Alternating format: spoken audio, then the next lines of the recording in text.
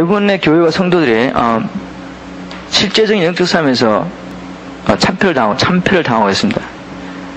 다른 말로 하면은 교회는 부흥을 위해서 이런저런 노력을 다 해보지만 우리가 생각했던 대로 일이 잘 되지 않고 어려움을 당하게 되고, 또 개인적으로는 성도들이 정말 하나님 뜻대로 살려고 발버둥을 치지만 잘 되지 않아요.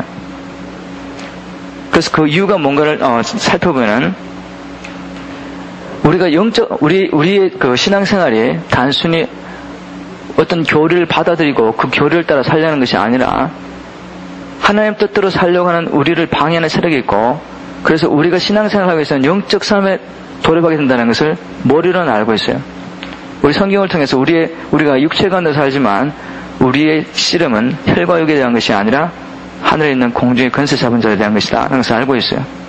그리고 또 우리가 성경을 통해서 우리가 하나님을 알지 못했을 때 우리는 우리 마음대로 산다고 생각했지만 사실은 공중의 권세 잡은 자가 우리의 마음속에 자기가 원하는 어떤 stronghold, 견고한 진을 두고 그 견고한 진을 통해서 우리를 조정하면서 자기가 원하는 대로 우리를 인도했다는 것을 알고 있어요. 그래서 이제 우리는 그 세력으로부터 예수 그리스도 이름으로 십자가에서 우리는 자유했어요. 우리는 예수 그리스도와 함께 십자가에 죽고 부활함으로 예수 그리스도와 함께 사단을 이겼어요. 하지만 우리가 이 땅에 사는 동안에는 하나님께서 주신 승리를 계속해서 누리지 않으면, 선포하고 누리지 않으면 우리는 그것을 얻을 수가 없어요.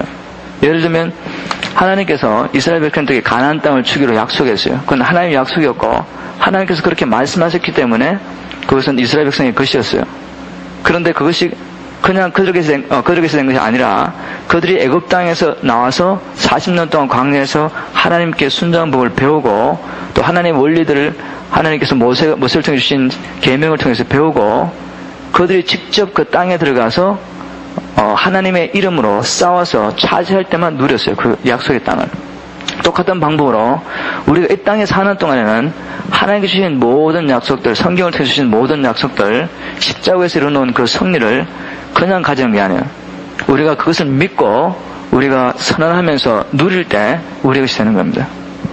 그래서 이렇게 어떻게 우리가 예수 그리스도의 이름으로 어둠의 세력들을 묶을 수 있고 또 성경을 통해서 과연 우리에게 주신 약속들이 뭔가, 우리에게 주신 약속의 땅이 뭔가를 알지 못하기 때문에, 다른 말로 해서 훈련을 받지 않기 때문에 90% 이상의 성도들이 이런 영적 싸움에 대해서 실제로 훈련을 받지 않았기 때문에 실제적인 영적 싸움에서 참패를 당하는 겁니다. 예를 들면은 군인이 그죠? 군복만 입고 신분은 변했지만 훈련을 받지 않고 전쟁터에 나가서 싸우면서 자기가 왜 이렇게 계속 적군에게 참패를 당해야 되는가 알지 못하는 것과 똑같아요. 왜 그렇습니까? 그 싸움을 위한 적절한 훈련을 받지 않았기 때문에 그런 거예요.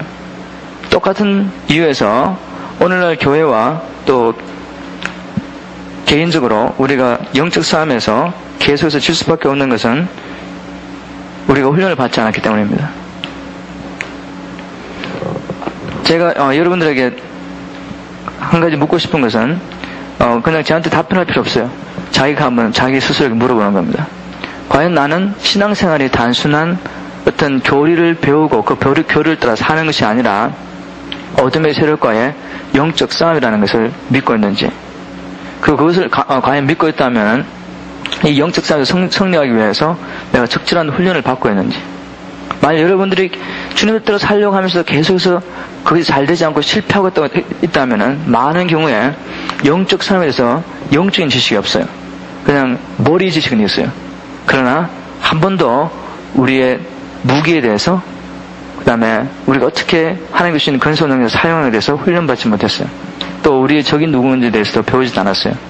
그렇기 때문에 우리가 전혀 준비가 안 됐어요. 영적 싸움을 위해서.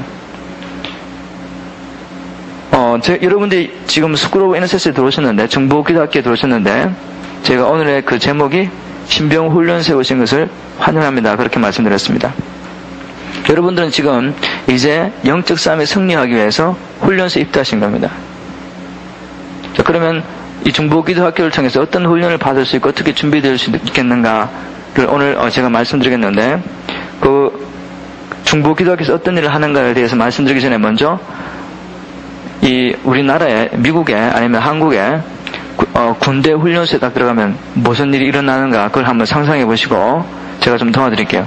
그러고 난 다음에 정말 내가 이 영적인 훈련소에서 어떤 모습으로 변해가야 되겠고 어떤 것을 배워야 되겠다는 것을 이렇게 상상할 수 있습니다.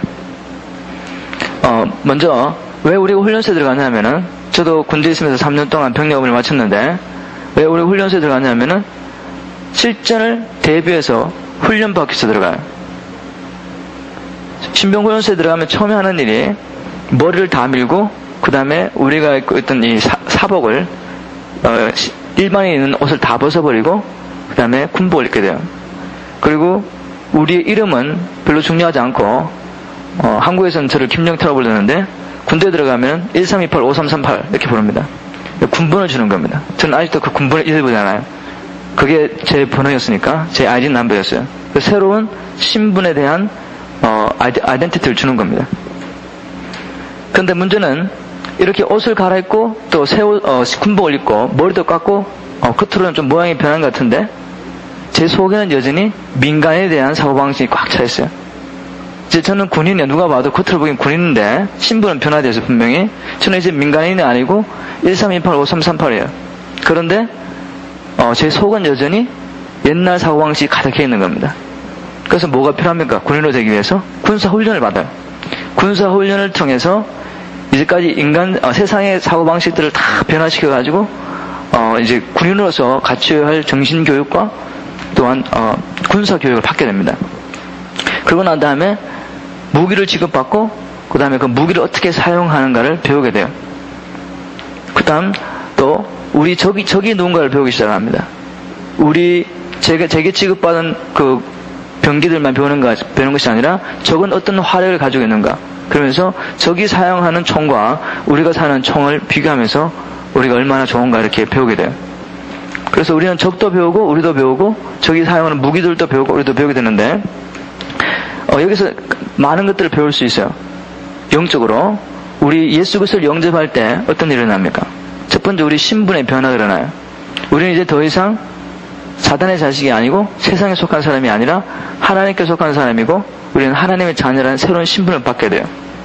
그거는 우리의 영속이 일어나는 겁니다. 우리가 예수 그리스도를 영접할 때 우리의 영에 성령이 들어오심으로 새로운 탄생이 일어나는 겁니다. 그러나 우리의 마음과 우리 육체는 아무런 변화가 없을 수도 있어요. 우리는 육체는 여전히 우리 육체가 변하는 건 하나도 없어요. 갑자기 영어롭게 되지도 않고 우리 사고방식이 완전히 변화되지 않아요. 어떤 약간의 변화가 있을지 모르지만 그 다음에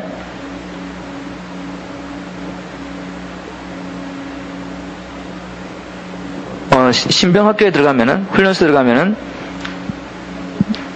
배우는 것 중에 가장 중요한 게 상관의 명령에 절대 복종하는 걸 배우기 시작해요. 만약에 우리가 사회에 있을 때처럼 내 생각도 내 사고방식으로 적진에 들어가서 싸우기 시작하면은 이거 완전히 케이하스 돼버려요. 오합시절이 돼버립니다. 만약에 사병들이 자기 생각대로 다 싸우기 시작한다면 대장의 인도를 받지 않고 그러면 완전 뒤죽박죽이 될 거버려요. 뒤죽박죽이 돼버려요. 똑같은 방법으로 우리가 이제 예수 그리스도의 군사가 되고 난 다음에는 먼저 배워야 할 게 뭔가 하면은 우리의 군대 장관이신 예수님의 인도와 명령을 따라 순종하는 법을 배우기 시작해요. 이제까지 내 마음대로 살았지만 이제는 내가 나의 대장이신 예수님의 명령을 따라 순종하는 법을 배우기 시작합니다. 디모데후서 2장 3절 4절을 보면 바울 사도가 사도 바울이 이렇게 말했습니다. 내가 그리스도 예수의 좋은 군사로 나와 함께 고난을 받을지니 군사로 다니는 자는 자기 생활에 얽매이는 자가 하나도 없나니 이는 군사로 모집한 자를 기쁘게 하려 함이라. 우리는 이제 예수 그리스도의 군사가 되었어요. 제가 군산 훈련소에 들어가서 이제 한국 군대의 군인이 됐을 때 저는 나를 부른 대장의 명령을 따라서 순종하는 자가 되었어요. 이제 더 이상 내 사고방식은 없고 내 삶의 목표는 없어요. 나를 부르신 자의 대장에 따라서 나는 사는 겁니다. 3년 동안. 똑같은 방법으로 하나님께서 우리를 하나님의 군사로 부르고 난 다음에 이제 나의 삶의 목표는 나를 위한 것이 아니라 나를 군사로 부르신 하나님의 군사로 부르신 예수님의 목표를 따라서 사는 겁니다. 그것은 나는 그분의 말씀에 절대 순종해야 돼요.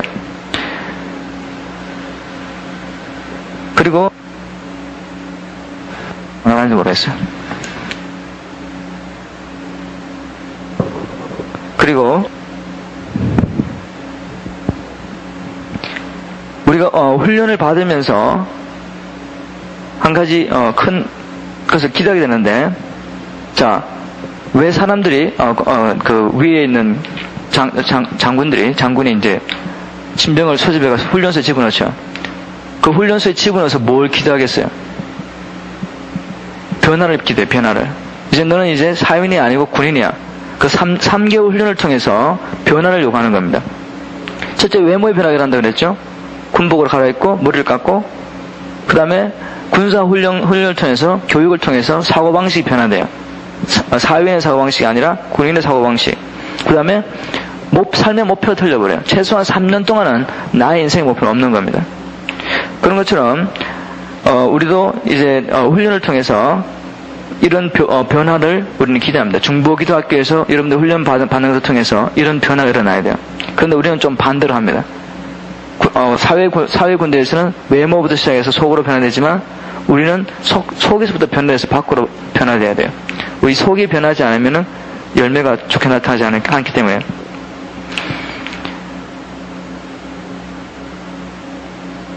중보기도학교는 예수 그리스도를 믿음으로 그리스도의 군사된 여러분들을 훈련시키는 영적 훈련소 같습니다.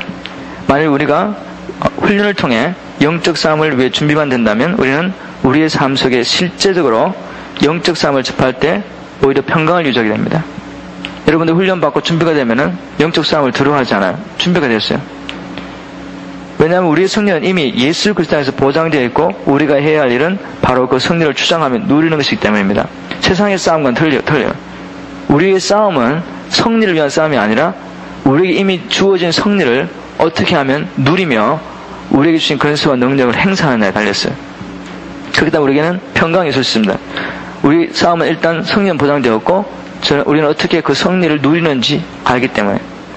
그다음에 중보기도학교는 예수님의 승리를 우리의 삶 속에서 구체적으로 주장하며 누릴 수 있도록 여러분들에게 지도를 해드릴 겁니다. 이를 위해 우리는 먼저 우리 자신의 신분과 하나님께서 우리를 이 땅에 보내신 목적에 대해서 아는 일이 필요합니다. 자, 여러분들이 누군가를 알지 못하고 내가 왜 여기 있는지 알지 못하면은 중보기도학교를 통해서 여러분들이 뭐를 배울지 상상할 수가 없어요. 그렇죠? 군대에 가서 훈련소에 가서 우리가 훈련을 받는 목적은 이 훈련을 통해서 내가 이제 대한민국의 군인으로 훈련을 받고 준비된다는 겁니다. 그래서 나는 이제 어떤 전쟁에 나설 때 거기에 나와서 싸우는 겁니다. 그것처럼 여러분들 중보기도학교에 들어오셔서 훈련을 받게 되는데 먼저 내가 누구인가, 그리고 하나님께서 나를 이 땅에 보내신 목적이 뭔가 같은 말입니다. 그것을 이해하셔야 됩니다. 이제부터 제가 간단하게 질문을 드리겠는데 답변하실 필요는 없고 그냥 속으로 생각해 보시면 됩니다. 여러분 혹시 여러분들의 삶의 목적이 무엇인지 한번 생각해 보신 적 있습니까? 내가 왜 이 땅에 태어났는가? 같은 질문인데 왜 하나님께서 여러분들 이 땅에 보내서 생각하십니까? 잠깐만요. 제가 아무래도 누가 여기 좀 파워해 주시겠습니까? 스탑해 주시죠. 누가 이걸 딱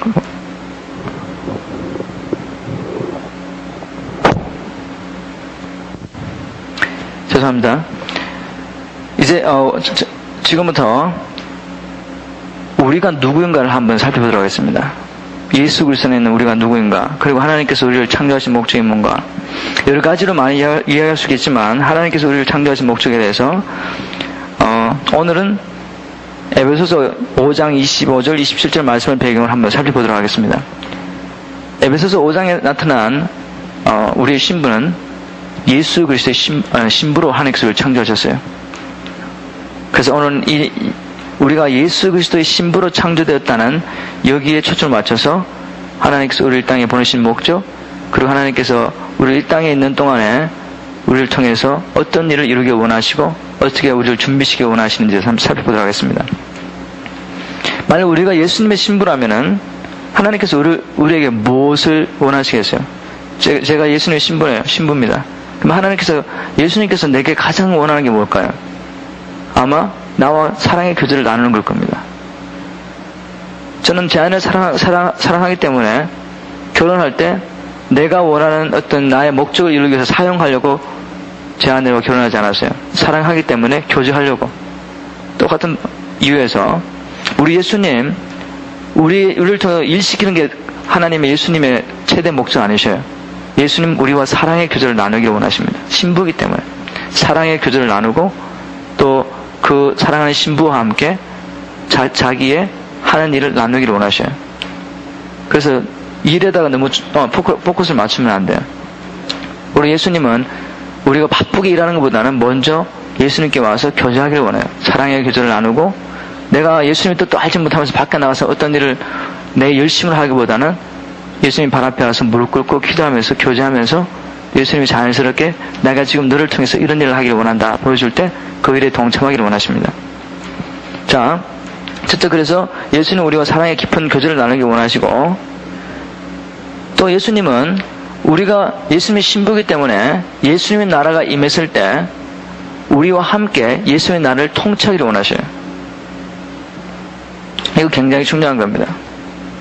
우리가 이제 예수님의 신부이기 때문에 혼인잔치를 통해서 이제 예수님의 아내가 되고 난 다음 우리가 예수님의 나라를 함께 통치할 겁니다. 다니엘서 7장 18절에 보면은 지극히 높으신 자의 성도들이 나라를 얻으리니 그 누림이 영원하고 영원하고 영원하리라. 또 다니엘서 7장 22절에 보면은 옛적부터 항상 계신 자가 와서 지극히 높으신 자의 성도를 위하여 신원하였고 때가 이름에 성도가 나라를 얻었더라. 계시록 22장 5절 저희가 세세토록 왕노릇 하리로다 이렇게 말씀드렸습니다. 자, 이거 너무 놀라운 겁니다. 지금은 클린턴이 이 나라를 다스리고 있어요. 김정선 대통령이 우리나라를 다스리고 있어요. 근데 예수님이 재림하셔서 이제 예수님이 통치하기 시작하실 때 그 나라들이 누구에게 간다고요? 우리에게 와요. 우리에게. 우리가 이제 예수님과 함께 왕노를 할 겁니다. 우리가 예수님과 함께 통치할 겁니다. 고린도전서에서 사도 바울은 우리가 세상을 심판하고 천사들도 심판한다 그랬어요. 그래서 우리가 예수님의 신부이기 때문에 우리가 예수님과 함께 예수님의 나라를 통치하는 것이 얼마나 당연한 겁니까? 저는 어떤 소유를 갖고 있지 않지만 제가 만약 이 나라의 대통령이라면 아니면은 예를 들어서 이 나라가 아직 군주시대라고 생각하고 제가 왕이라면 제 아내는 저와 결혼하면은 당연히 왕비로서 저와 함께 그 나라를 통치하는 겁니다. 왕비가 됐기 때문에. 똑같은 이유에서 우리가 예수님의 신부이기 때문에 주 예수 그리스도 나라가 임했을 때 우리는 예수 그리스도와 함께 통치할 그런 겁니다. 하나님의 나라를. 자, 만약 우리가 예수님이 재림하실 때 주님의 나라를 함께 통치할 거라면은 예수님께서 지금 우리에게 무엇을 하고 계실까요? 예수님이 어떤 준비를 하고 계실 겁니다, 아마. 그죠? 우리가 앞으로 예수님 오실 때 예수님과 통치할 거기 때문에 예수님은 우리가 이 땅에 사는 동안에 그 나라가 임했을 때 예수님과 함께 통치할 수 있도록 준비하시고 훈련하신 일을 할 거예요. 그 대표적인 예가, 성경의 예가 에스더에 잘 나타났습니다.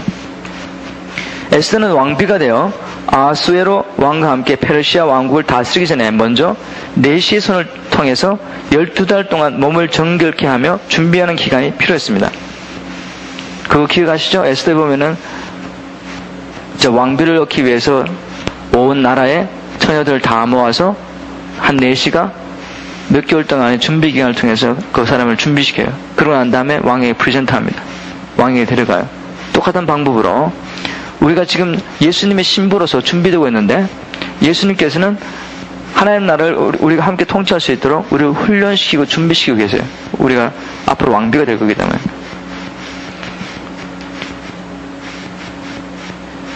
폴 빌헬무라는 사람은 Destined for the Throne이라는 책의 저자인데 그 저자는 자기 책을 통해서 이렇게 말했습니다. 하나님께서 영혼 가운데서 우주를 창조하신 목적은 하나님의 아들이신 예수 그리스도의 영원한 동역자인 신부 어린 양의 아내인 교회를 탄생시키며 준비시키기 위함이었습니다. 교회는 예수 그리스도와 함께 우주를 통치할 동역자이므로 반드시 먼저 이 합당한 교육과 훈련을 받아야만 합니다.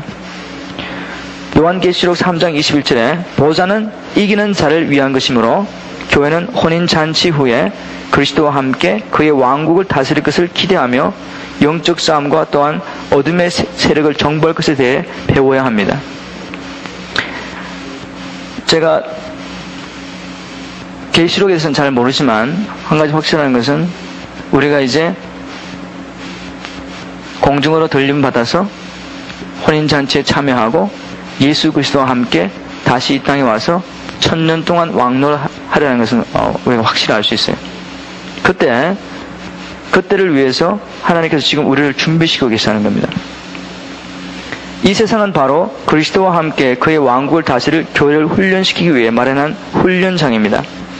그리고 엄밀한 기도처, 클라이즈로 그렇게 썼는데, 엄밀한 기도처는 우리가 기도하는 그 기도처는 사단과 그의 세력을 이기는 정복자들을 생산하는 장소입니다.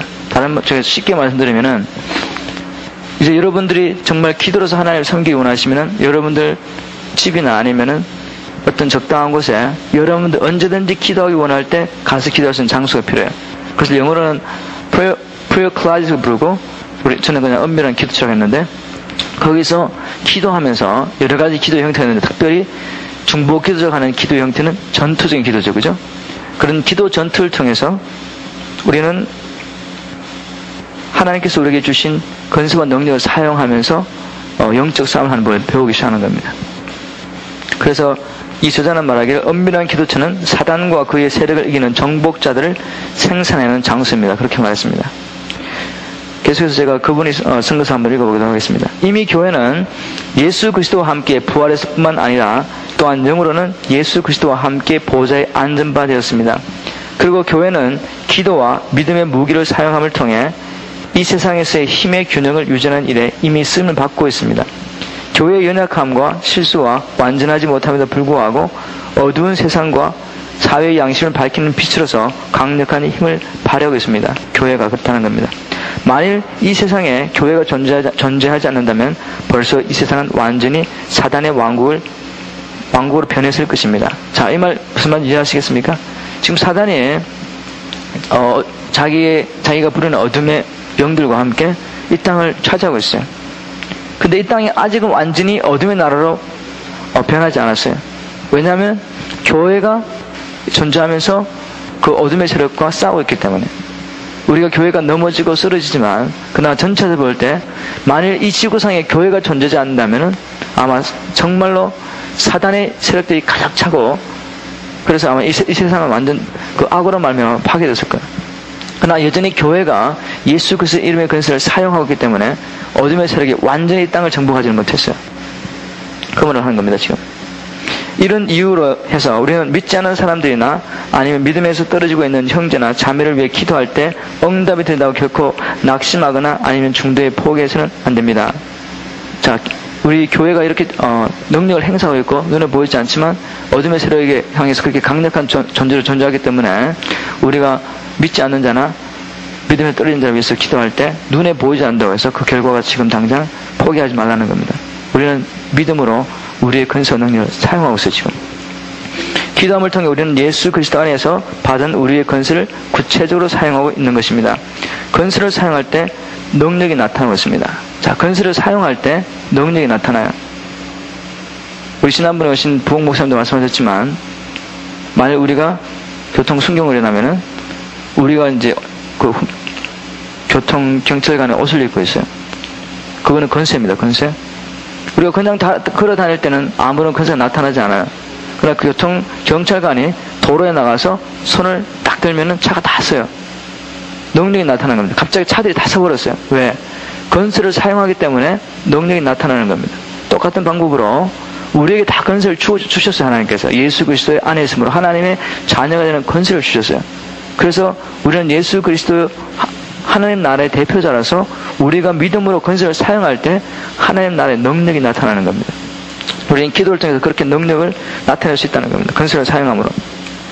그러므로 우리는 눈에 보이는 것을 따라 행하지 말고 믿음으로 행해야 합니다. 자, 이 비유는 이 말을 우리는 믿음으로 행하고 눈에 보이는 것을 행하지 말아야 됩니다. 라는 말을 할 때 우리는 무화과 나무의 비유, 지난번에 목사님도 사용하셨지만 참 좋은 것 같아요.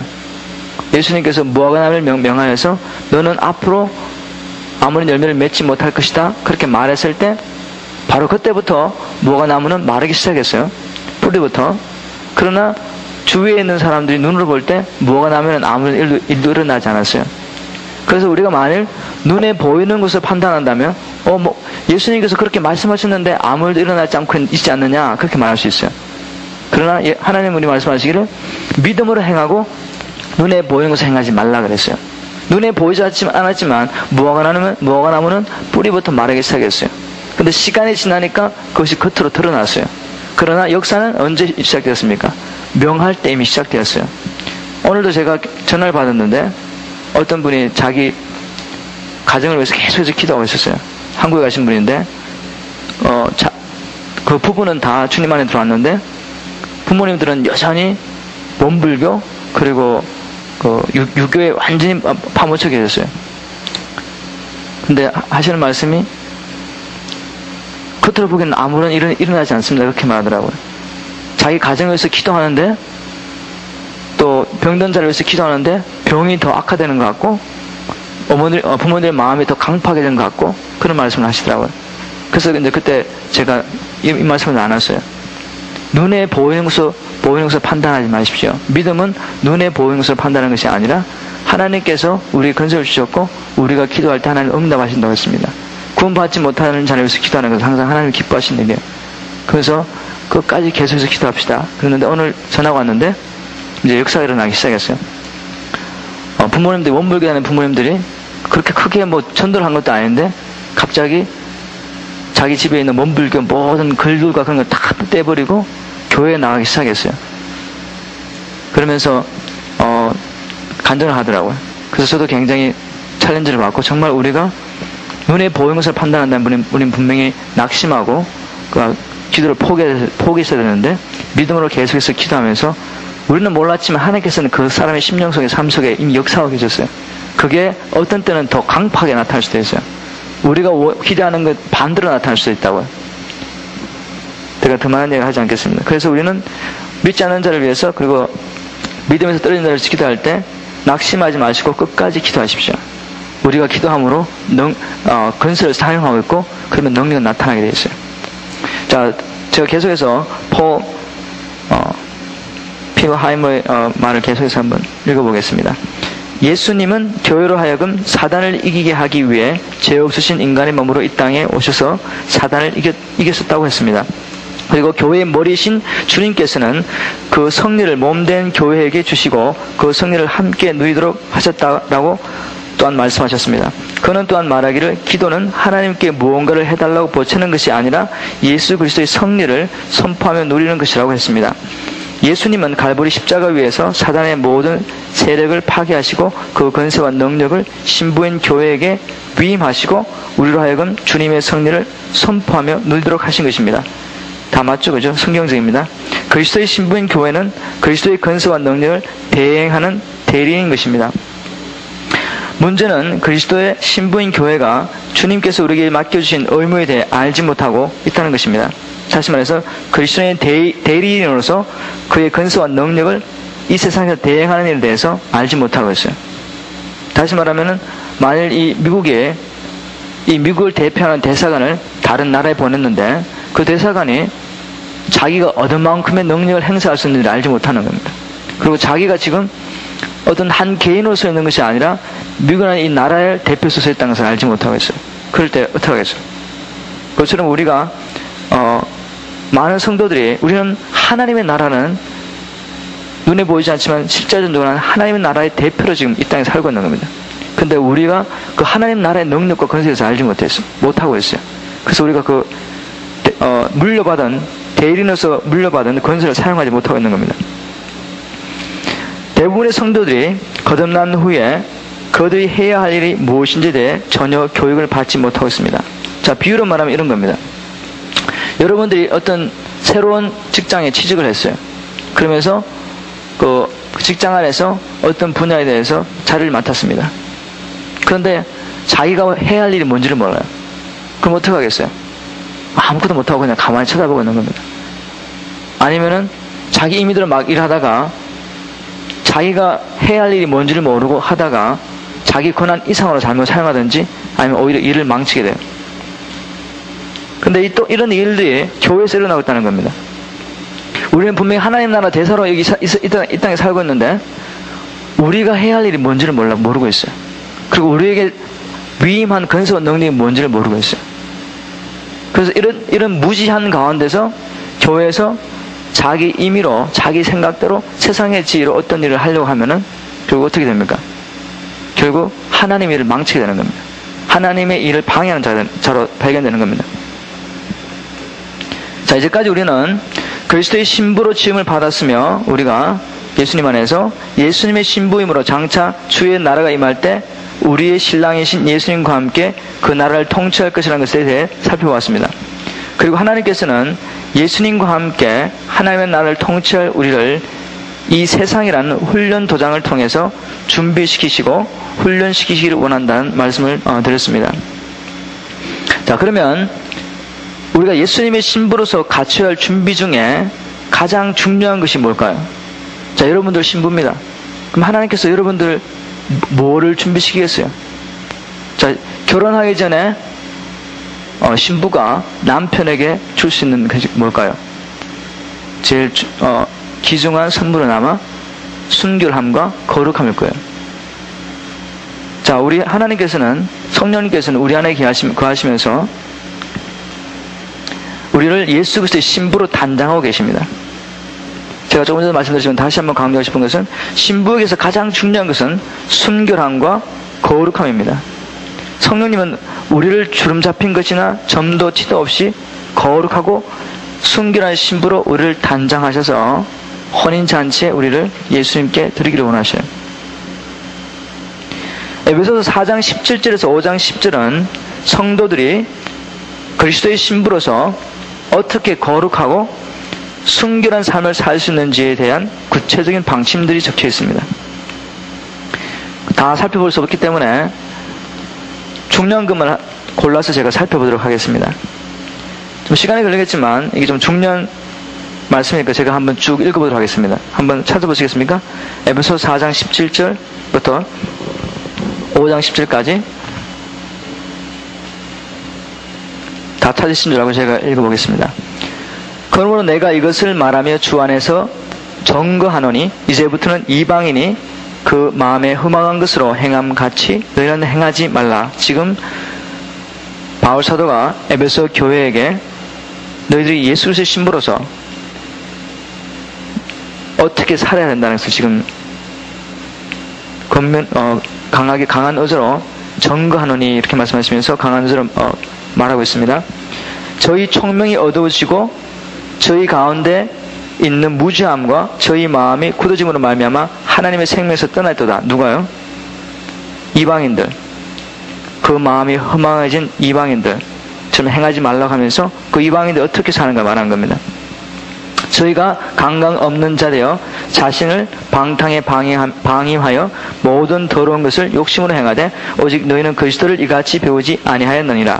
진리가 예수 안에 있는 것 같이 너희가 과연 그에게서 듣고 또한 그 안에서 가르침을 받았을진데 너희는 유혹의 욕심을 따라 썩어져 가는 구습을 쫓는 옛사람을 벗어버리고 오직 심령으로 새롭게 되어 하나님을 따라 의와 진리의 거룩함으로 지으심을 받은 새 사람을 입으라. 그런즉 거짓을 버리고 각각 그 이웃으로 더불어 참된 것을 말하라. 이는 우리가 서로 지체가 됨이니라. 분을 내어도 죄를 짓지 말며 해가 지도록 분을 품지 말고 마귀로 틈을 타지 못하게 하라. 도적질하는 자는 다시 도적질을 하지 말고 돌이켜 빈구한 자에게 구제할 것이 있기 위하여 제 손으로 수고하여 선한 일을 하라. 무릇 더러운 말은 너희 입 밖에도 내지 말고 오직 덕을 세우는 데 대로 선한 말을 하며 듣는 자들에게 은혜를 끼치게 하라. 하나님의 성령을 근심하게 하지 말라. 그 안에서 너희가 구속의 날까지 인치심을 받았느니라. 너희는 모든 악독과 노함과 분냄과 떠드는 것과 해방하는 것을 모든 악의와 함께 버리고 서로 인자하게 하며 불쌍히 여기며 서로 용서하기를 하나님이 그리스도 안에서 너희를 용서하신 같이 하라. 그러므로 사랑을 입은 자녀같이 너희는 하나님을 본받는 자가 되고 그리스도께서 너희를 사랑하신 것 같이 너희도 사랑 가운데서 행하라. 그는 우리를 위하여 자신을 버리사 향기로운 제물과 생축으로 하나님께 드리셨느니라. 음행과 온갖 더러운 것과 탐욕은 너희 중에서 그 이름이라도 부르지 말라. 이는 성도의 마땅한 바니라. 누추함과 어리석은 말이나 희롱의 말이 마땅치 아니하니 돌이켜 감사하는 말을 하라. 너희도 이것을 정령히 알거니와 음행하는 자나 더러운 자나 탐하는 자 곧 우상 숭배자는 다 그리스도와 하나님 나라에서 기업을 얻지 못하리니 누구든지 헛된 말로 너희를 속이지 못하게 하라. 이를 인하여 하나님의 진노가 불순종의 아들들에게 임하니라. 그러므로 저희와 함께 참여한 자가 되지 말라. 너희가 전에는 어둠이더니 이제는 주 안에서 빛이라. 빛의 자녀들처럼 행하라. 빛의 열매는 모든 착함과 의로움과 진실함에 있느니라. 주께 기쁘시게 할 것이 무엇인가 시험해보라. 제가 좀 길었지만 다 읽었습니다. 왜냐하면 제가 이 말씀들을 전부 다는 못하지만 하나씩 읽으면서 정말 우리가 예수 그리스도 신부로서 어떻게 우리를 정결케 해야 하는가를 구체적으로 알고 그렇게 훈련해야 되기 때문입니다. 굉장히 중요한 말씀입니다. 자, 17절 보면은 그러므로 내가 이것을 말하며 주 안에서 증거하노니 이렇게 말했는데 지금 사도 바울이 에베소서에 있는 성도들에게 말하면서 주 안에서 증거하노니 그랬는데 성경에 보면은 I tell you this and insist on it 그랬어요. In the Lord.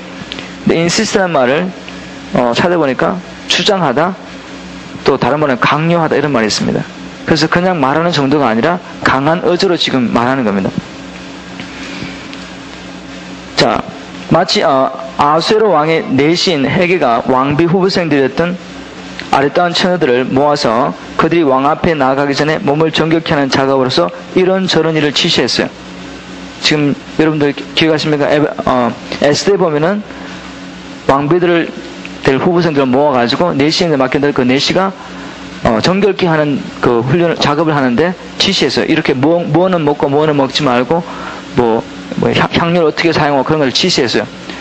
그런 것처럼 그 내시의 지시를 받고 정말 왕비가 되기 원하는 사람들은 그 내시의 지시를 자세히 들으면서 그걸 따라했어요. 그렇게 준비 작업을 한 겁니다. 그것처럼 지금 바울이 앞으로 예수 그리스도의 신부가 된 우리를 그렇게 준비시키기 위해서 이렇게 강한 어조로 이렇게 준비하라 그렇게 말하는 겁니다. 그래서 생각하시면서 좀 들으시면 아마 좀 더 실감 나실 것 같습니다. 첫 번째 보면은 17절에 그러므로 내가 이것을 말하면 주 안에서 증거하노니 이제부터는 이방인이 그 마음에 허망한 것을 행한 것 같이 너희는 행하지 말라. 이렇게 말하면서 믿지 않는 자들의 사고 상태를 지금 생각하는 그 방식을 이야기하고 있습니다. 믿지 않는 자들은 그 마음에 허망한 것, 다시 말해서 무익한 생각으로 가득 차 있어요. 진리가 아닌 생각들. 자기를 기쁘게 할 수도 없고 행복할 수도 없는데 그런 것들을 하면은 행복할 것처럼 생각하는 그런 허망한 생각으로 가득 차 있어요. 돈을 많이 벌면은 행복할 것이라고 착각하고 있어요. 아니면 어떤 명예나 무엇을 가지면 내가 만족할 것이라고 허망한 생각으로 가득해 있어요. 그렇게 하지 말라는 겁니다. 이처럼 믿지 않는 자들은 생각이 잘못됐어요. 생각이 허망한 생각으로 가득했기 때문에 결과적으로 그들의 삶이 허망해요. 무익합니다. 헛됩니다. 그러면 너희는 이 세대를 본받지 말고 마음을 새롭게 함으로 변을 받아 하나님이 기뻐하시고 온전하시고 선하신 뜻이 무엇인지 분별하라. 그렇게 말했어요. 사도 바울은.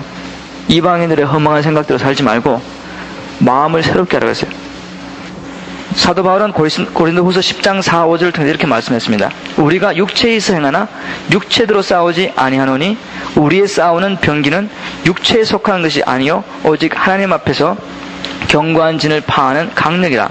모든 이론을 파하며 하나님 아는 것을 대적하여 높아진 것을 다 파하고 모든 생각을 사로잡아 그리스도에게 복종케 하니. 자, 제가 왜 옛사람을 벗어버리는 방법으로서 지금 마음에 있는 어떤 견고한 진들을 파야 된다라고 말씀을 지금 드리냐면은 제가 조금 전에 말씀드린 것 같지만 우리의 잘못된 삶은 어디부터 그 근본 원인이 어디 있습니까? 잘못된 생각에서부터 있어요. 그래서 우리는 말씀을 통해서 그러면 무엇이 새 사람의 삶의 방법인가를, 새 사람의 사는 삶의 형태인가를 배워야 돼요. 그러나 우리가 어떻게 살아야겠다는 것을 머리로는 알고 있지만 여전히 우리 마음속에 옛날 사고방식이 박혀 있으면, 그죠? 삶 속에서는 무엇을 따라 사냐면은 옛날 사고방식을 따라 살게 돼요. 그래서 새로운 원리들을 배우는 것도 중요하지만 옛날의 원리들을 파괴하는 게 더 중요해요. 그래서 사도 바울은 뭐라고 했냐면은 견고한 진을 파라 그랬어요. 그 견고한 진은 오직 하나님의 말씀으로만 파할 수 있어요. 그래서 하나님의 말씀을 통해서 연구하면서 내 마음속에 하나님의 원리가 아닌 내가 거듭나기 전에 이 세상에 있을 때 사단이 세상을 통해 넣어준 사고방식들을 차단해야 돼요. 그래서 그것들을 예수 그리스도로 하나님의 말씀으로 파괴해야 돼요. 내가 나사렛 예수 그리스도로 내 마음속에 진리가 아닌 모든 생각들을 파괴하고 파하고 모든 생각을 사로잡아 그리스도에게 복종케 하노니 하나님, 제가 기도합니다. 제 마음의 모든 생각이 주님의 생각과 일치할 수 있도록, 주님의 뜻과 일치할 수 있도록 역사해 주십시오. 그렇게 기도하셔야 돼요. 발견될 때마다. 그래서 우리의 전쟁터는 우리의 마음에 있습니다. 우리 마음입니다. 우리 마음. 사단은 우리 마음 속에 자신의 견고한 진을 쌓고 그것을 기점으로 해서 우리의 삶을 주장하려고 합니다. 제가 중요한 것들은 계속해서 반복해서 또 하고 또 말씀드리고 또 말씀하니까 왜 말했는 거 자꾸 하냐고 그렇게 생각하지 마시고, 왜냐하면 계속해서 반복해서 들으면서 여러분들의 것이 되기를 저는 바라요. 사단이 우리를 어떻게 조정하냐면은 거듭나지 아니했을 때도 우리의 마음속에 자기 생각을 놓고 그 생각을 따라 우리가 살아요. 사단이 우리의 마음을 주장하기 시작하면은 우리는 사단이 와가지고 너는 나를 순종하라 그렇게 말하지 않아도 우리는 사단의 생각대로 살게 돼요. 사단이 우리의 마음속에다가 자기의 생각을 넣고 우리가 그 일을 하게 만드는 겁니다. 가룟 유다가 예수님 팔 때도 그렇게 했죠.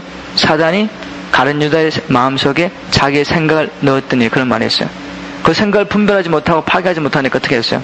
그 생각이 이제는 가룟 유다의 삶을 주장하기 시작하는 겁니다. 그래서 결국 가룟 유다는 사단의 도구로서 예수 그리스도를 파는 도구로 쓰임받는 겁니다. 똑같은 방법 사단이 지금 믿지 않는 자도 물론 그렇게 쓰고 있지만 우리도 그렇게 사용할 수 있어요. 사도 베드로도 한때는 사단에게 쓰임받았죠. 그죠? 마태복음 16장에 보면은 예수님이 너희는 나를 누구냐 했을 때 사도 베드로가 주는 그리스도의 살아계신 하나님의 아들이십니다. 그렇게 고백을 한 다음에 어떻게 했어요? 예수님이 그런 베드로의 고백을 듣고 말씀하시고 난 다음에 그리스도인 것이 나타나시고 난 다음에 내가 이제 예루살렘에 올라가서 핍박을 받고 고난을 받고 죽으리라 그렇게 말했을 때 사도 베드로가 그렇게 하지 말라고 막았어요. 그럴 때 예수님이 뭐라고 그랬습니까? 사단아 내 뒤로 물러가라 그랬어요. 네가 하나님 일을 생각하지 않고 사람 일을 생각하노라. 생각 속에 사단이 자기 뜻을 집어넣은 겁니다. 근데 베드로가 그것을 분별하지 못하고 자기 것인 것처럼 예수님을 막았어요. 제가 말씀드리고 싶은 초점은 믿지 않는 자나 믿는 자나 사단이 우리를 어떻게 조정하냐면 우리의 마음속에 자기 생각을 놓고 조정하는 겁니다.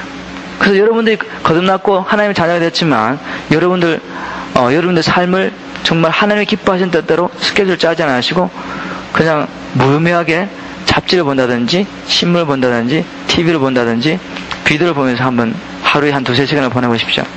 그러면 어떻게 됩니까? 자기도 모르게 보는 것을 통해 듣는 것을 통해 세상의 사고방식이 꽉 들어와 있는 겁니다. 일주일에 한 번 와서 목사님한테 40분 설교 듣고 일주일 내내 밖에 나 세상에서 그냥 더 많은 시간 그냥 세상의 것을 듣고 보고 채워가지고 어떻게 하나님 원하시는 삶을 살 수가 있겠어요? 우리는 우리 마음에 가장 것을 따라 살 수밖에 없어요.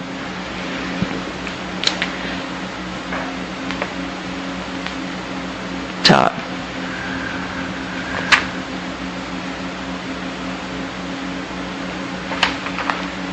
제가 좀 건너뛰겠습니다. 지금 시간이 너무 많은 것 같아서. 자, 이제 여러분들이 이제 생각을 바꾸라고 그랬는데 좀 더 구체적으로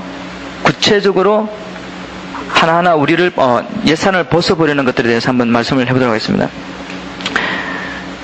자, 25절 보면은 거짓을 버리고 각각 그 이웃을 더불어 참된 것을 말하라. 그런 말이 있습니다.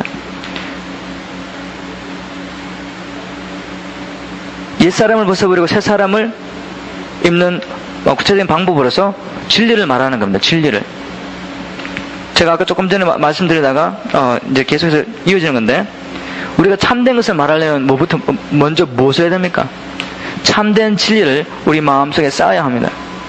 예수님 말씀하시기를, 예수님은 자기를 대적하는 바리새인들에게 독사의 자식들아, 너희는 악하니 어떻게 선한 말을 할 수 있느냐? 이는 마음에 가득한 것을 입으로 말함이라. 선한 사람은 그 쌓은 선에서 선한 것을 내고 악한 사람은 그 쌓은 악에서 악한 것을 내느니라. 마태복음 10장 34, 35절에서 그렇게 말씀하셨어요. 예수님은 바리새인들이 자기를 대적하는 말을 할 때 그 속을 보셨어요. 네가 그렇게 말하고 행동할 수밖에 없는 것은 네가 독사의 자식이고, 그러므로 너 속에 악한 것이 가득하기 때문에. 그래서 우리가 진리를 말하려면은 진리를 우리 마음속에 쌓아 넣어야 돼요. 예수님 말씀하시기를, 예수님은 자기를 대적하는 바리새인들에게 독사의 자식들아, 너희는 악하니 어떻게 선한 말을 할 수 있느냐? 이는 마음에 가득한 것을 입으로 말함이라. 선한 사람은 그 쌓은 선에서 선한 것을 내고 악한 사람은 그 쌓은 악에서 악한 것을 내느니라. 마태복음 10장 34, 35절에서 그렇게 말씀하셨어요. 예수님은 바리새인들이 자기를 대적하는 말을 할 때 그 속을 보셨어요. 네가 그렇게 말하고 행동할 수밖에 없는 것은 네가 독사의 자식이고, 그러므로 너 속에 악한 것이 가득하기 때문에. 그래서 우리가 진리를 말하려면은 진리를 우리 마음속에 쌓아 넣어야 돼요. 세상을 향하여 마음을 열어놓고 세상의 것을 가득 쌓아놓고 여러분들이 성경에 보니까 진리를 말하려겠다, 그게 되질 않아요. 왜냐하면 여러분 속에 가득한 것은 세상의 것이기 때문에. 그래서 진리를 말하기 위해서는 부지런히 진리를 여러분들의 마음속에 평소에 쌓아 놓으시면은 진리를 말하려고 애를 쓸 필요가 없어요. 왜냐하면 자기 속에 가득한 것을 말하기 때문에. 자, 26절 27절 보면은 분을 내어도 죄를 짓지 말며 해가 지도록 분을 품지 말고 마귀로 틈을 타지 못하게 하라 라는 말씀이 있어요. 제가 이 말씀을 제가 준비하고 난 다음에 지난 며칠 동안 이 말씀을 체험했어요. 지난 며칠 동안에 굉장히 화가 날 일이 굉장히 많았어요. 사람들을 통해서 굉장히 어려움을 당하면서 굉장히 화난 일이 굉장히 많이 생겼는데, 정말 제가 시간이 없어서 구체적인 그 과정을 제가 말씀드릴 수 없지만, 그래서 굉장히 화가 난 상태에서 스쿨 오브 이너센스의 리더인 아이린과 이제 공부하기 위해서 만났는데, 제가 며칠 동안 얼마나 화난 일들이 있었는가에 대해서 나눴어요. 그러니까 이제 빙그레 웃으면서 얘한테 말하더라고요. 지금 사단이 지금 뭘 하고 있는지 볼 수 있겠느냐고. 제가 볼 수 있다고 그랬어요. 왜냐면 잠깐 짧게 말씀드리면은 한 30분 안에 교통사고를 세 번에 날 뻔했는데, 그냥 저는 똑바로 가고 있는데 그냥 막 뛰어드는 겁니다, 차가. 그래서 너무너무 제가 봐도 사단이 그냥 나를 사고 나게 만들려고 하는 것이 보이더라고요. 그래서 이제 그런 일, 그건 하나의 예고, 한 3일 동안 여러 가지 방면에서 사단이 저를 사람을 통해서 화나게 하려는 것을 제가 봤어요. 근데 그분이 하시는 말씀이, 사단이 만일 우리를 막을 수 없으면은 사람을 통해서 우리를 화나게 만들어요. 그럼 우리가 화가 나는 동안에는 어떻게 됩니까? 이 말씀대로 분은 나지만 화는 나지만 화를 해가 질 때까지 품지 말라고 했어요. 왜냐하면 우리가 화가 난 상태에서는 사단이 우리를 정복할 수 있는 발판을 마련하기 때문에. 그래서 이건 굉장히 중요한 원리인데, 특히 주님의 일을 하시는 분들에게, 우리 전부 다 주님 일을 하지만 교육자나 주님 사역자들에게, 사단이 우리를 하나님의 뜻을 행해서 막을 수 없으면은 사람을 통해서 우리를 지치게 만들든지 피곤하게 만들든지 아니면 화나게 만들어버려요. 그게 사단의 계기이기 때문에 우리가 어떻게 반응을 보여야 되냐면은, 먼저 예수 그리스도로 사단이 지금 사람을 통해서 우리를 지치게 만들고 화나게 만들 때 예수 그리스도로 그 사단을 명해야 돼요. 사람하고 지나면 안 돼요. 사단을 명하고 그 다음에 그게 리스폰드 하면 안 돼요. 내가 저 사람 날 화나게 했으니까 자꾸 이렇게 반응을 보게 되면 사단에게 몰려들어가는 겁니다. 그래서 우리가 사단이 정말 사람들을 통해서 우리를 공격하고 우리를 화나게 만들고 지치게 만들었을 때 사단을 명령해야 돼요. 묶어버리고 예수 그리스도로 차단하고 그 다음에 그게 리스폰드 할 필요가 없어요. 자, 제가 여기 좀 굉장히 많이 나누고 싶은데 시간이 없어서 그냥 지나가겠습니다. 28절에 보면은 지금 우리는 어떻게 사람을 벗어버리는 것을 배우고 있습니다. 도둑질하는 자는 다시 도둑질하지 말고 돌이켜 공평한 자에게 구제할 것이 있기 위하여 제 손으로 수고하여 선한 일을 하라. 여러분들 도둑질하지 않습니까? 이건 나를 위한 말씀이 아니다. 그렇게 단순히 생각할지 모르겠지만 도둑질은 단순히 다른 사람의 영역에 들어가서 창문을 깨고 아니면 문을 따고 들어가서 그 사람의 물건을 훔쳐오는 것뿐만 아니라 여러분들이 수고한 이상의 어떤 것을 받으려고 하거나 아니면 여러분들이 수고한 이상의 것을 사람들에게 받을 때, 착취할 때 여러분은 도둑질하는 겁니다. 정말 이해하시겠습니까? 우리는 도둑질 생각하면 그냥 남의 집에 들어가서 남의 물건 훔쳐오는 거 생각하는데 우리가 수고하지 않고 수고한 이상의 것을 다른 사람에게 거두어 드릴 때 그 도둑질이에요. 그리고 또 이 말씀에서 중요한 원리는 우리가 왜 열심히 수고해야 하는 열심히 일하고 수고해야 하는 이유를 말하는데 믿지 않는 사람들은 열심히 수고하고 일하는 목적이 자기 필요를 채우기 위해서예요. 자기의 필요를 채우기 위해서. 그러나 이 말씀을 보면은 구제할 것이 있기 위하여 열심히 제 손으로 수고하여 선한 일을 하라고 그랬어요.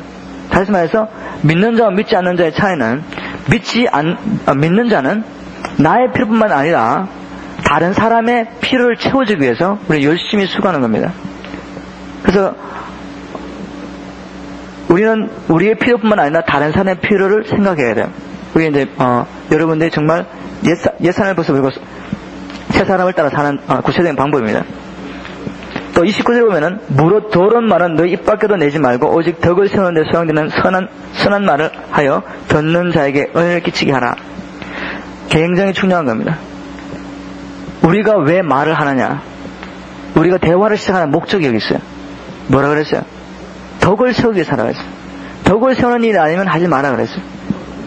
저는 제 경험을 통해서 굉장히 많이 깨닫게 되는데 제가 처음 이제 금방 거듭나고 하나님의 말씀을 막 연구하면서 하나님이 선하시고 기뻐하실 뜻이고 온전한 뜻이 무언가를 알기 시작할 때 다른 사람이 저한테 와서 대화를 촥 하면 그죠?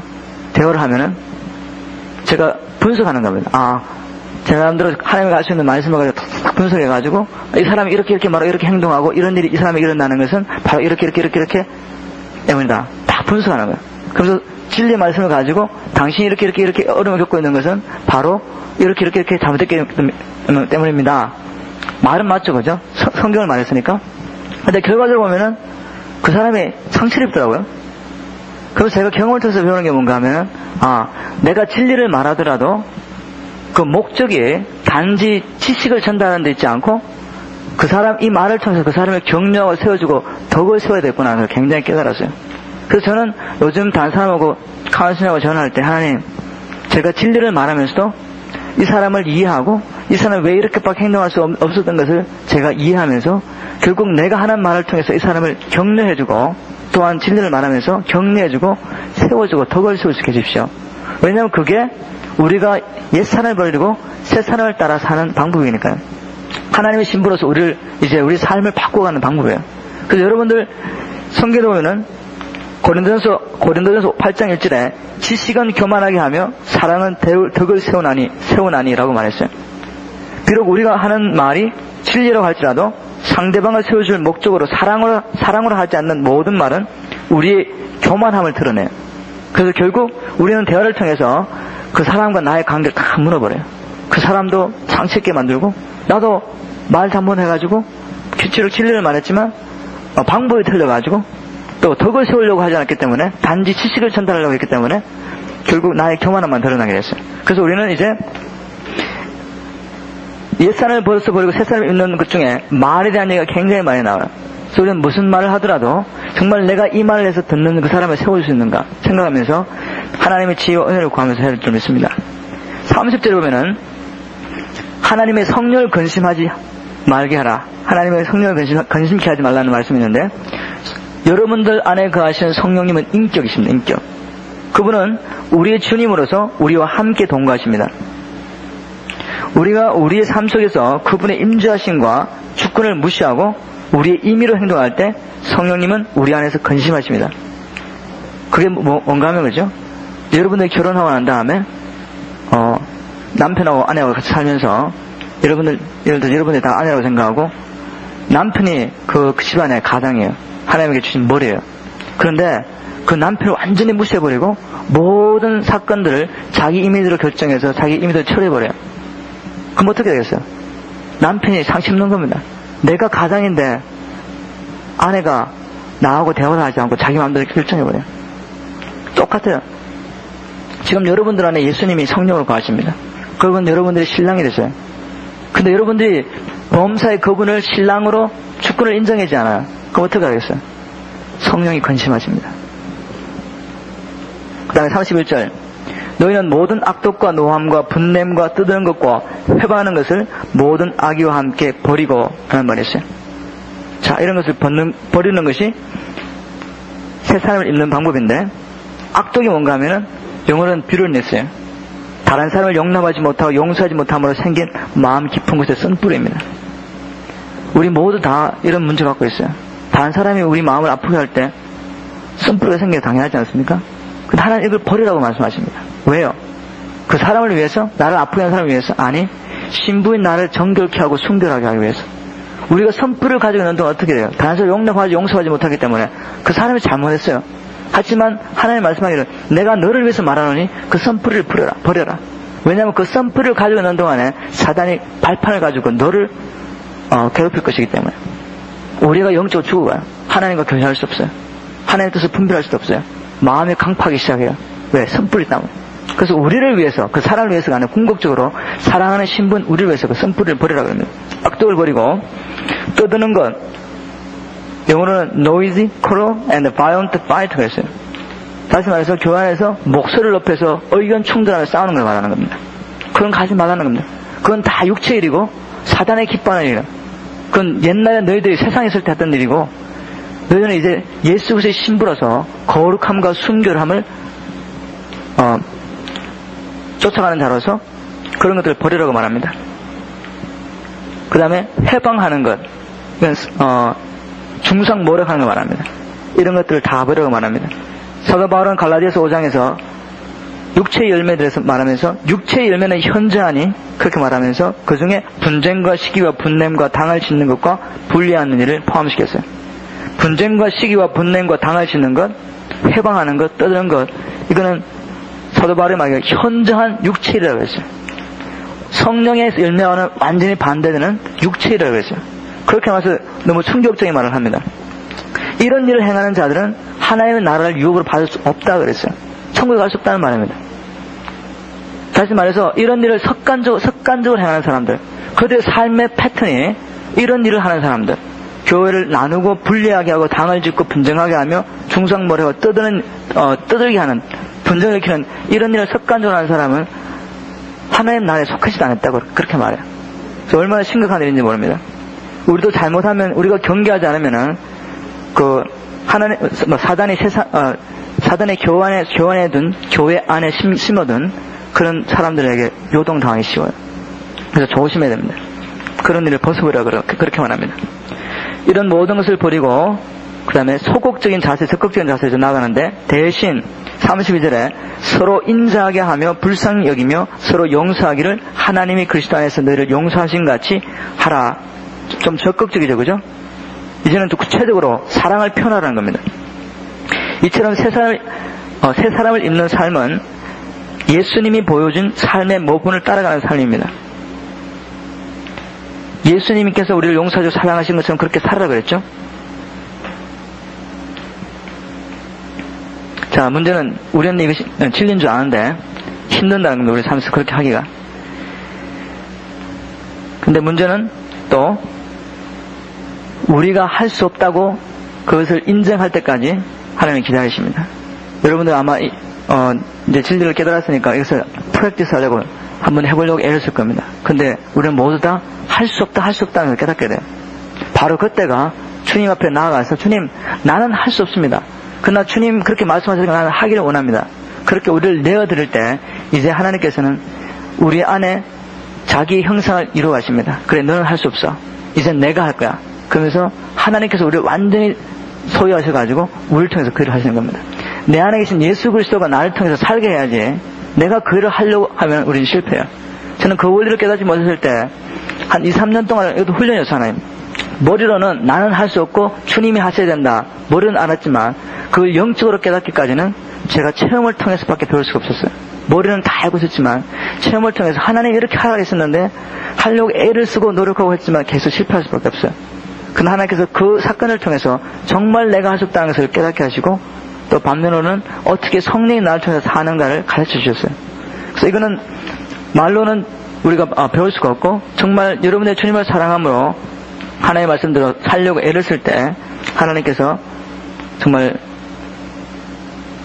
성령을 통해서 우리가 어떻게 육체를 따라 살지 않고 성령을 따라 살 수 있는지 보여주실 겁니다. 지금 제가 반도 못했는데 지금 시간이 벌써 1시간 15분이 갔거든요. 중요한 것만 골라서 제가 빨리 터치하고 마치도록 하겠습니다. 조금만 더 참아주십시오. 피곤하시죠? 힘드시죠? 안 하다 하니까 또 힘듭니다. 자, 왜 하나님께서 이렇게 거룩한 삶을 살아라고 하셨는가 하면은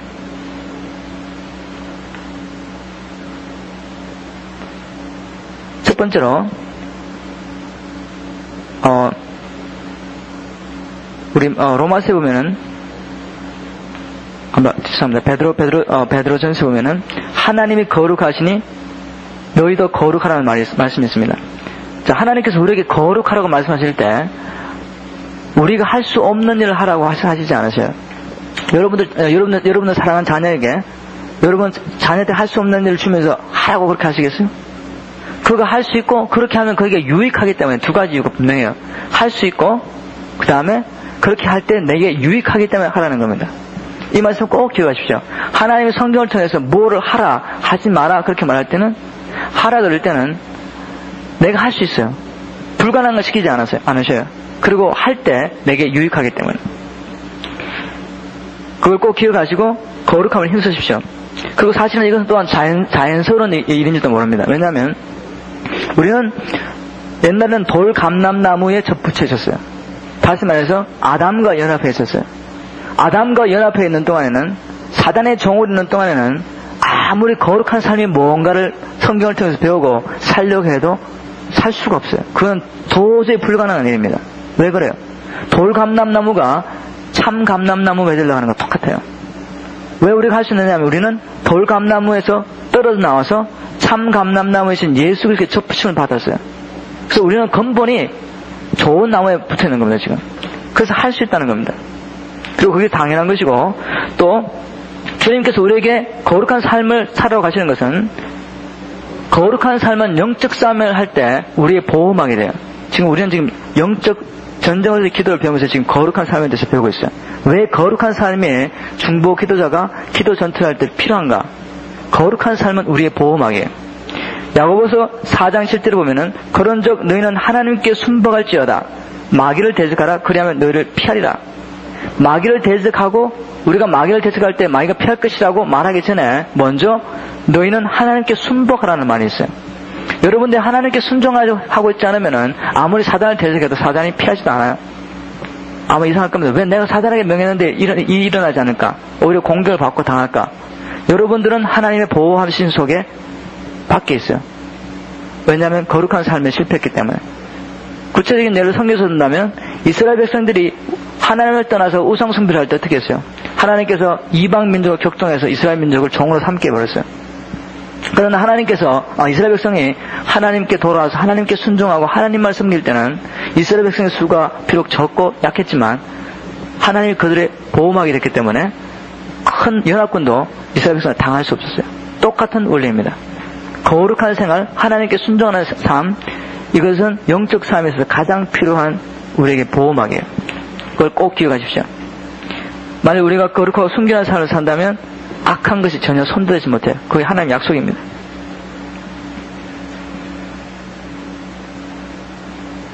자, 굉장히 많은 것들이 있지만 한 가지만 더 제가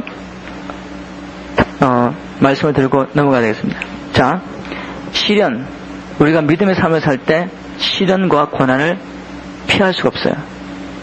여러분들 지금 하나님께서 이 세상에 두신 목적이 뭐라고 배웠습니까?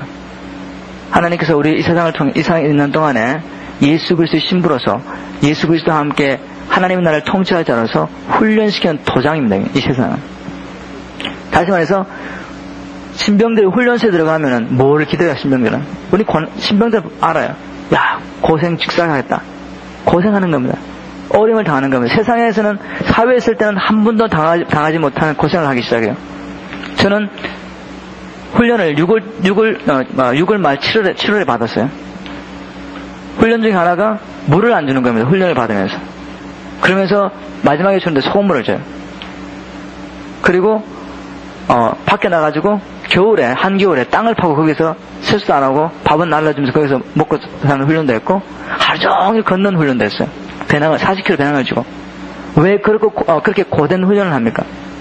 그렇게 훈련을 받으면서 우리가 어떻게 그걸 견뎌내냐 하면은, 내가 이런 훈련을 받지 않으면은 1등병 계급장 달 수 없다.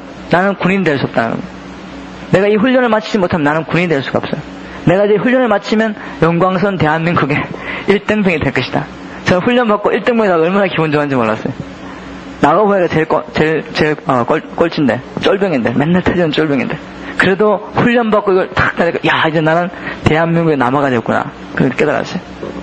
그것처럼, 우리가 왜 이런 고난과 훈련을 생각해야 되냐면은, 우리는 지금 훈련 받고 있어요. 하나님의 군사로 분을 받고 훈련 받고 있어요.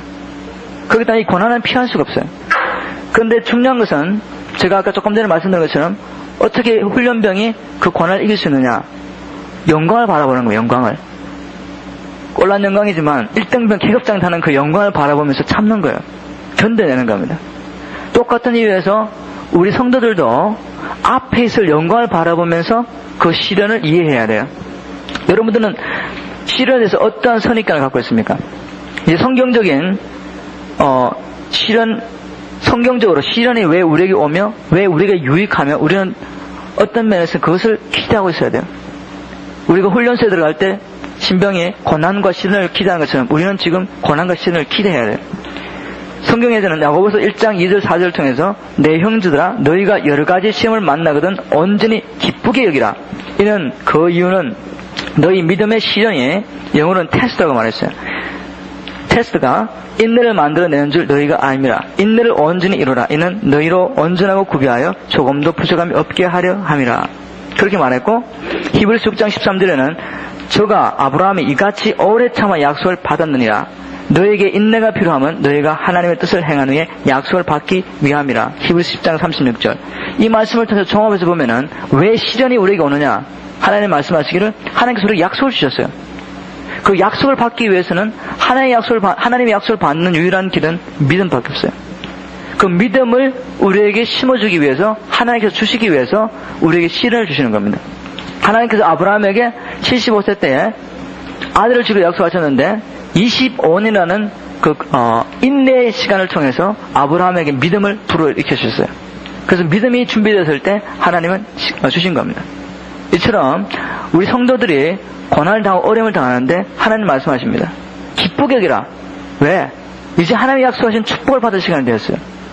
하나님이 약속하셨고 축복을 주시기 원하시는데 그 축복을 주시기 위해서 우리를 먼저 테스트하시는 겁니다. 믿음을 테스트하시고 인내를 기르게 하시고, 그래서 하나님 약속을 받을 수 있는 그릇으로 준비시키기 위해서 하나님께서 여러분들을 더욱더 강하게 사용하시려고, 더욱더 큰 종으로 사용하시려고 많은 훈련 기간을 예비하시는 겁니다. 하나님이 사용하실 그릇이 크면 클수록 그 훈련 기간은 길고 시련은 고돼요.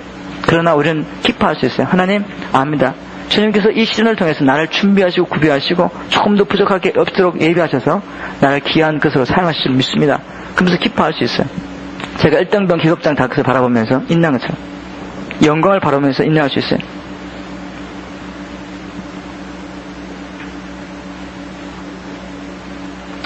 자, 이제 우리가 이렇게 훈련을 받고 주님이 맡기신 싸움을 싸우면서 언젠가 우리 예수 그리스도께서 우리를 부르실 겁니다. 그럼 혼인잔치 참여할 거고 예수님과 함께 우리는 이 땅을 통치해서 내려올 겁니다. 1000년 동안. 바로 그 일을 위해서 하나님께서 말씀하십니다. 훈련을 받아라. 준비하라. 내가 너에게 준 권수와 능력을 사용하면서 이제 준비하라는 겁니다. 그래서 제가 더 많은 것이 있지만 오늘 이것을 간추리면서 기도는 여러 가지 기도가 있지만 우리 중보 기도자들이 받는 기도 훈련은 전투적인 기도예요. 그래서 우리는 그렇게 전투적인 기도를 하기 위해서 우리가 정말 누구인가를 배우고 그 다음에 우리에게 주긴 무기가 뭔지, 그 무기를 어떻게 사용하는지 이제 하나하나 배우면서 준비하셔주기를 바랍니다. 그리고 끝으로 가장 중요한 것은 사단에다 너무 포커스를 두지 마십시오. 우리가 전투 기도를 하면서 기도할 거지만 우리는 하나님께 가까이 하는 일에 먼저 포커스를 둬야 돼요. 그래서 여러분들 삶 속의 포커스가 경배와 찬양과 예배에 있어야 됩니다. 하나님 감사하면서 하나님께 가까이 나가십시오. 너무 사단에게 포커스를 두지 말고. 그러면 우리는 싸움을 쳐버려요. 원리는 하나님께 먼저 가까이 하고 그래서 사단을 대적하면 사단은 물러가는 겁니다. 자, 많이 있는데 다 생략하고 혹시 질문 있습니까? 질문 없습니까? 기도하겠습니다. 고마우신 하나님, 오늘 모든 강의를 마칠 수 있도록 주님께서 지혜와 총명을 주시고 또 깨닫는 계시의 영을 주신 것을 감사합니다. 하나님, 우리가 이 중보 기도학기를 통해서 배우는 모든 원리들과 하나님 보여주시는 방법들을 우리의 삶 속에서 구체적으로 활용할 수 있도록 도와주십시오. 단지 이종의 마음에 있는 것을 또 다른 사람의 마음으로 전달하는 것을 그치지 않고 그 지식이 사용함을 통해서 우리 삶 속에서 적용함을 통해서 우리의 정말 체험적인 지식으로 우리의 인격의 한 부분이 되기를 소원합니다. 그래서 정말 우리가 기도할 때 하나님 기도에 응답이 있고 그러면 하나님의 뜻이 하늘에서 땅에서도 이루어지는 놀라운 역사가 있게 하여 주시고 예수 그리스도의 신부임으로 우리에게 주신 근세와 능력을 근세를 사용할 때 능력이 나타나는 것을 체험하며 보며 하나님께 영광을 돌릴 수 있도록 도와주시옵소서. 하나님, 정말 기도 용사들이 필요한 세대입니다. 하나님, 우리가 소원함기는 모든 각 지교회마다 주의 종을 위해서 기도하는 기도 용사들이 일어나기를 기도하고 또한 주님 흩어져 있는 세계 각지에 흩어져서 민족과 나라에 나가서 살고 계시는 선교사들을 위해서 기도하는 기도의 종들이 다 일어나기를 원합니다. 하나님, 우리가 정말 이렇게 마음과 뜻을 함께 모아서 주님 앞에 부르짖을 때 마지막 세대에 하나님의 복음이 힘있게 전파되는 놀라운 역사가 있게 하시고 이 지역 교회가 새롭게 변화되며 주의 종의 주신 권세가 회복되며 교회에 주신 권세가 회복되고 주의 영광이 충만히 나타나기를 기도합니다. 하나님, 또한 우리가 기도 훈련하며 찬양 훈련할 때 한 성령께서 우리를 도와주시고 그 훈련을 통해서 정말 우리가 능력 있는 기도 용사 훈련받게 도와주십시오. 감사하며 예수님 이름으로 기도했습니다. 아멘.